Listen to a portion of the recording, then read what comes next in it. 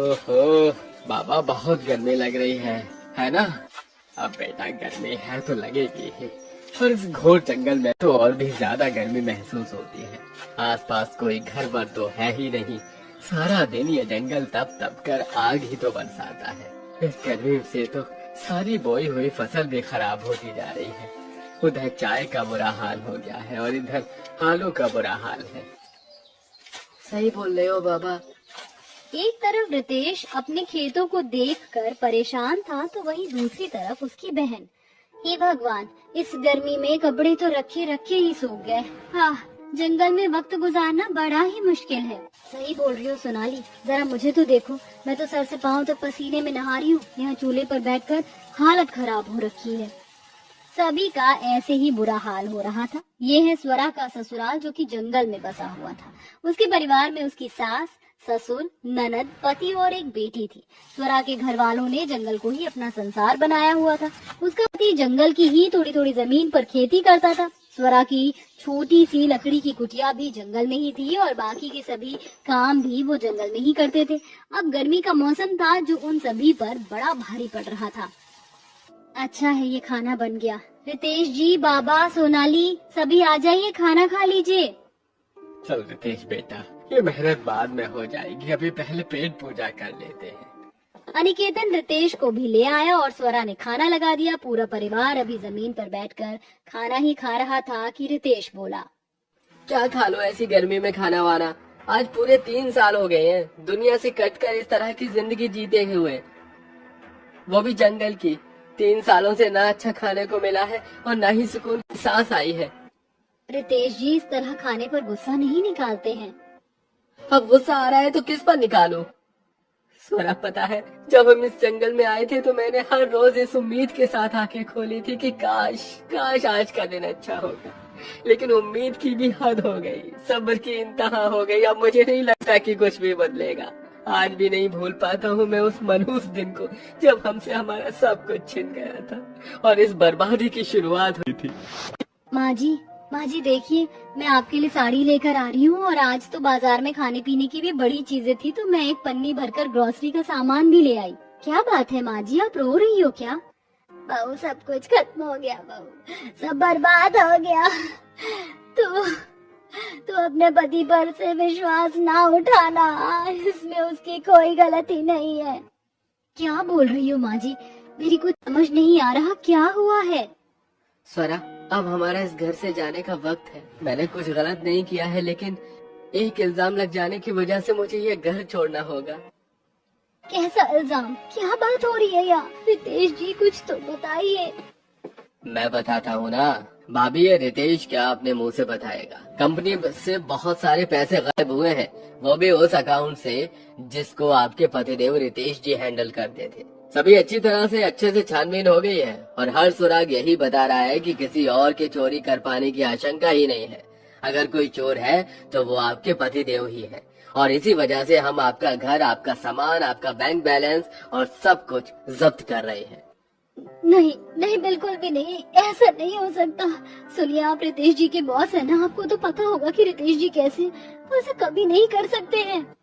भाभी, पैसा कब किसकी नीयत बदल दे ये कोई नहीं जानता और आपका मेरे सामने गिड़गिड़ाने से कोई फायदा भी नहीं होगा। आपका मकान और सब कुछ हमारे नाम हो ही चुका है, तो आप लोग अब जाइए, जहाँ जाना हो जाइए, बस यहाँ से निकलिए।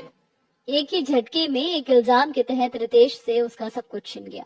अब सर से छत और जेब से पैसा चले जाने की वजह से कोई भी रितेश की मदद करने को तैयार नहीं था। लाला जी, आप तो जान पहचान के आदमी हैं, मैं कोई पैसा मांगने वालों में से नहीं हूँ। मुझे ये कमरा किराए पर दे दीजिए, मैं 1 महीने में आपका किराया पक्का चुका दूंगा, लेकिन अभी एडवांस नहीं दे सकता हूँ। अरे नहीं नहीं, बिल्कुल भी नहीं भाया, कोई और होता तो मैं खर्च देने को सोच भी सकता था, लेकिन तुम तो चोर हो गई। इतनी अच्छी नौकरी चोरी की वजह से गवा दी तुमने। मैं तो तुम्हें बिल्कुल कमरा ना दूं, क्या पता मेरा किराया ही खा जाओ। लाला ने रितेश की कोई मदद नहीं की। ऐसे ही जिससे भी रितेश ने मदद मांगनी चाहिए उसने उसे चोर कहकर भगाया।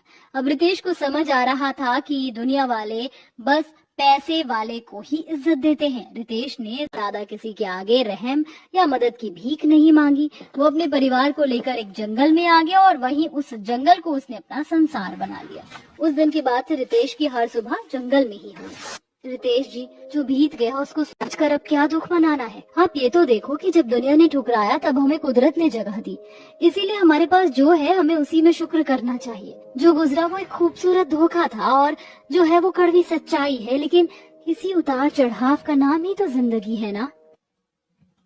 सोरा की बात को सुनकर रितेश ने गर्दन हिला दी और अब भी वो सभी खाना ही खा रहे थे कि तभी रितेश को अपनी छोटी सी बेटी के पाँव के पास एक बड़ा काला नाग आता हुआ दिखाई दिया। सोना,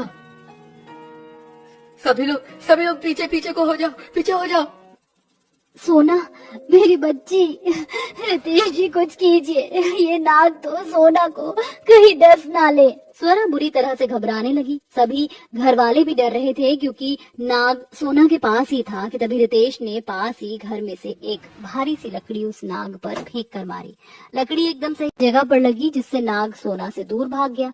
नाग के भागते ही स्वरा ने सोना को गोद में उठा लिया और वो उससे लिपट कर रोने लगी। हे भगवान, कहते हैं कि कभी तुझसे शिकायत नहीं करनी चाहिए, लेकिन ऐसी जिंदगी से तो अच्छा है कि तू मौत ही दे दे। स्वरा के शब्द रितेश को किसी तीर की तरह चुभे, लेकिन उसने उस वक्त जाहिर नहीं किया। जंगल में रहना और वक्त गुजारना आसान नहीं था। ऐसे ही अगले दिन सभी अपने अपने कामों में सुबह से ही जुटे हुए थे। रितेश और अनिकेत दोनों गर्मी में नदी से पानी ला लाकर अपने खेतों की सिंचाई कर रहे थे, तो वहीं दूसरी तरफ स्वरा और सोनाली दोनों मिलकर खाना बनाने की तैयारी कर रही थी। सोनाली, चलो आज तो वो जो जंगल में सेब का पेड़ है ना, वहाँ से सेब लेकर आते हैं। आज खाने में सेब भी काटेंगे। ठीक है भाभी, चलिए आइए चलते हैं। स्वरा की बात को सुनकर सोनाली और स्वरा दोनों जंगल से सेब लाने जाने को निकल गई। सेब का पेड़ काफी दूर था, ऐसे में उनके पाँव भी जाते जाते जलने लगे और उन्हें पसीना भी आ गया, लेकिन वो दोनों आखिर सेब ले ही आई। ऐसे ही उनकी जिंदगी पूरी तरह चुनौतियों से भरी हुई थी। अगर उन्हें पानी भी लाना होता तो दूर तक चलकर नदी से लाना पड़ता था। ऐसे ही सिलसिला जारी था और आज शाम के वक्त स्वरा के घर में सभी खाना खाने ही बैठ रहे थे कि उन्हें एक गाड़ी के हॉर्न जैसी आवाज आई। जंगल में कोई गाड़ी आई है क्या? लगता तो है, ऐसा लग रहा है जैसे किसी की गाड़ी जंगल के गड्ढों में फंस गई है। चलिए रितेश जी, चलकर देखते, हो सकता है कि किसी को हमारी जरूरत हो।